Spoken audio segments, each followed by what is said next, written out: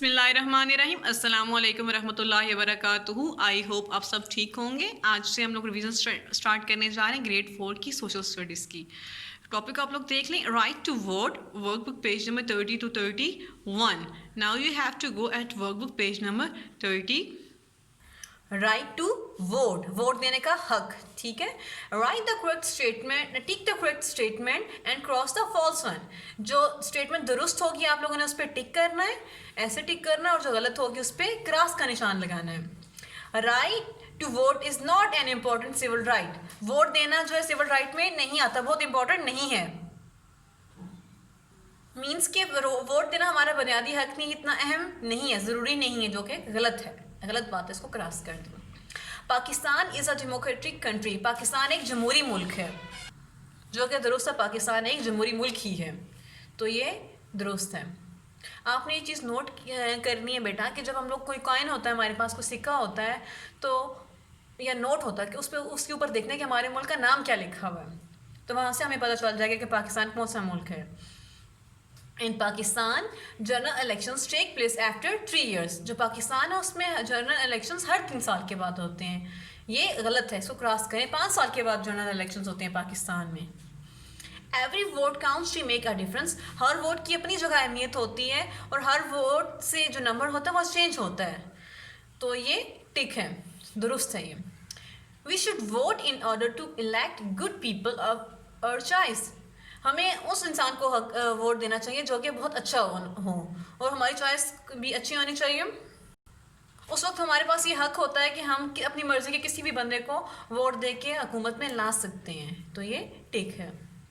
Voting is a way to speak our mind and let our voice be heard. Voting ये एक तरीक़ाकार होता है जिससे हम अपने ख्यालात का इजहार कर सकते हैं, ताकि हमारी जो आवाज़ है दूसरों तक पहुंच सके, ये दुरुस्त है। In Pakistan direct voting is perform through secret ballots. Pakistan में जो डायरेक्ट वोटिंग होती है वो सीक्रेट बैलेट्स के थ्रू परफॉर्म की जाती है, ये दुरुस्त है। General elections take place after every 5 years। जो जनरल इलेक्शंस होते हैं वो हर 5 साल के बाद होते हैं, ये टिक है। Now you have to move on questions. What are human rights? इंसानी हकूक कौन कौन से हैं? Human rights are those rights which a person must have in order to be a productive human being। Human rights वो rights होते हैं जो कि इंसान को एक अच्छा शहरी बनने के लिए, एक फाल शहरी बनाने के लिए ज़रूरी होते हैं, तो उनको human rights बोलते हैं। What is democracy? Democracy is a form of government in which the power lies with the people of the country। Democracy क्या होता है कि उसमें डेमोक्रेसी होती क्या है, ठीक है। इसमें यह होता है कि इंसान जो होता है, जो लोग होते हैं, किसी भी मुल्क के जो कौम होती है, तो वो खुद अपना जो लीडर सेलेक्ट करती है इसमें, और इसकी पावर इस वक्त अथॉरिटी जो होती है उस वक्त अवाम के पास होती है कि वो किस लीडर को सिलेक्ट करना चाह रहे हैं और किसको नहीं सिलेक्ट करना चाह रहे हैं। और पावर किसके पास होती है? The power lies with the people of the country. जो मुल्क के लोग होते हैं उनके पास उस वक्त पावर होती है, और उनके साथ ही होती है ये power. Now you have to look at the board. Question number 3, write two of your rights and responsibilities. आपने अपने 2 हकूक़ बयान करने हैं और अपनी जिम्मेदारियों के बारे में बताना है, ठीक है।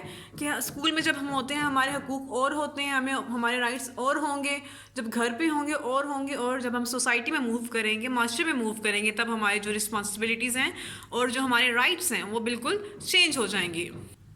पहले हम लोग राइट्स को देख लेते हैं कि हमारे राइट कौन कौन से होंगे, कहाँ पे हमारे राइट्स क्या क्या होंगे।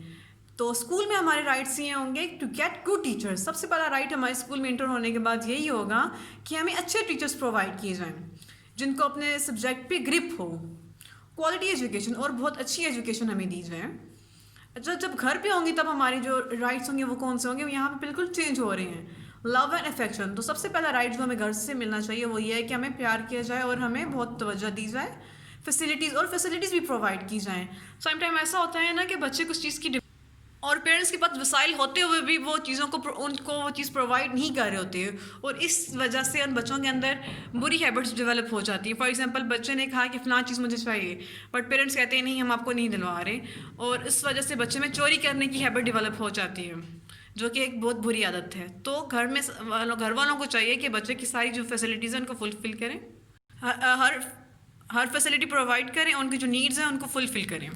Now you have to move on next society. जब सोसाइटी में हम मूव करते हैं तब हमारे राइट्स बिल्कुल डिफरेंट हो जाते हैं। क्लीन इन्वायरमेंट, हम सबसे पहले क्या डिमांड करते हैं कि हमें माहौल बिल्कुल साफ़ सुथरा दिया जाए। और रिस्पेक्ट, मोस्ट इंपॉर्टेंट थिंग, जहाँ भी जाएँ रिस्पेक्ट हमारे लिए सबसे इम्पॉर्टेंट होती है। जब हमें रिस्पेक्ट दी जाती है तो इससे हमारे अंदर पॉजिटिव एटीट्यूड डेवलप होता है, हम अच्छा काम करने लगते हैं। तो रिस्पेक्ट मोस्ट इंपॉर्टेंट राइट है। कहीं भी जाएं, घर भी हो, स्कूल में हो या सोसाइटी में मूव करें, तो हमें रिस्पेक्ट मिलनी चाहिए। अब हम रिस्पॉन्सिबिलिटीज़ की तरफ मूव करते हैं कि हमारी जिम्मेदारियाँ कौन कौन सी होनी चाहिए। टू कीप स्कूल क्लीन, सबसे पहली जिम्मेदारी स्कूल में आती है कि वो ये है कि हमें स्कूल को बिल्कुल साफ़ सुथरा रखना चाहिए। ऐसा ना कि हम लोग चीज़ें खा के रैपर्स यहीं क्लास में फेंक रहे हों, या क्लास से जब बाहर मूव करते हैं वहाँ पे चीज़ें गिराते हुए जा रहे हों। No, to pay attention on studies. और दूसरी अहम बात कि आपको स्टडीज़ पे फोकस करना है, ना कि शरारतें करनी है हर वक्त। नेक्स्ट पे मूव करते हैं होम। घर में हमारी रिस्पॉन्सिबिलिटीज़ चेंज हो जाएंगी। First one is to respect my parents. तो सबसे पहला काम क्या है कि पेरेंट्स की रिस्पेक्ट करनी है। बेटा जब आपको हर चीज़ पेरेंट्स घर में प्रोवाइड कर रहे हो तो आपका फर्स्ट राइट ये है कि आप रिस्पॉन्सिबिलिटी ये है कि आपने उनकी रिस्पेक्ट करनी है। सिर्फ पेरेंट्स की नहीं, जो बड़े लोग होंगे घर में, बड़े बहन भाई हैं, ये चचा ताया, कोई भी आपके घर में हो, तो आपने उनकी रिस्पेक्ट करनी है। Next one is to help my siblings. जबकि छोटे बहन भाई हैं तो उनकी हेल्प करनी है। फॉर एग्जांपल छोटे बहन भाई हैं आपकी, तो आपने उनकी स्टडीज़ में हेल्प करनी है। अगर बड़े बहन भाई हैं तो आपने उनके घर के कामों में हेल्प करनी है। Next one is society, to be good citizen. अच्छा शहरी बनना है। सोसाइटी के लिए सबसे पहली रिस्पॉन्सिबिलिटी क्या है? एक अच्छा शहरी बनना हमने। और नेक्स्ट वन क्या है? To give respect. Most important thing, give respect, इज़्ज़त देना। जब हम किसी को इज़्ज़त देंगे तो इन रिटर्न हमें भी इज़्ज़त मिलेगी ना। ऐसा ना हो हम किसी को हर वक्त डांटते रहें लेकिन फिर भी बदले में हम ये सोचें कि फ़लाँ बंदा हमें इज़्ज़त देगा। ऐसा नहीं होता। जब तक हम इज़्ज़त देना नहीं सीखेंगे तब तक हमें इज़्ज़त कोई भी नहीं देगा। क्वेश्चन नंबर 4 की तरफ मूव करते हैं। Circle the actions that you would do as a good citizen. आपने उन एक्शंस को सर्कल करना है जो आप एक अच्छा शहरी होते हुए परफॉर्म करेंगे। जो आप परफॉर्म करेंगे आपने उन पर सर्कल करना है। Number A is I will return Ahmed's pencil although he has forgotten that he lent me. मैं अहमद को उसकी पेंसिल वापस कर दूंगा जो कि उसने मुझे उधार दी हुई है। हालांकि वो भूल गया है कि उसने वो मुझे पेंसिल उधार दी है। तो अच्छा शहरी होने के लिए सबसे अहम बात यह है कि आपने दूसरों की दी हुई चीज़ों को याद रखना है। और बेशक वो लोग भूल चुके हों कि उन्होंने आपको कोई चीज़ दी है, लेकिन आपने उनको रिटर्न करना है। तो ये अच्छे शहरी होने की इलामत है। तो इसको सर्कल कर लें। B is I will tell teacher that I have not done my homework. मैं अपनी टीचर को बता दूंगा कि मैंने होमवर्क नहीं किया। मोस्टली स्टूडेंट ये बहाना बनाते हैं, मैम हमने होमवर्क किया था बट नोटबुक घर रह गई है, मैम वो भाई ने पेज फाड़ दिया। नो, लेम एक्सक्यूज नहीं बनाने आपने। जस्ट आपने जाके टीचर को बता देना है कि मैंने ये काम नहीं किया, क्योंकि रिस्पॉन्सिबिलिटी आपकी यही है ना सबसे पहले कि आप लोगों ने सच बोलना है। एक अच्छा शहरी होने के नाते आपने पहले तो आप कोशिश करनी है अपना काम करें। अगर किसी वजह से आप लोग काम नहीं कर सके तो आपने क्या करना है, टीचर को जाके बता देना है कि हमने ये काम नहीं किया।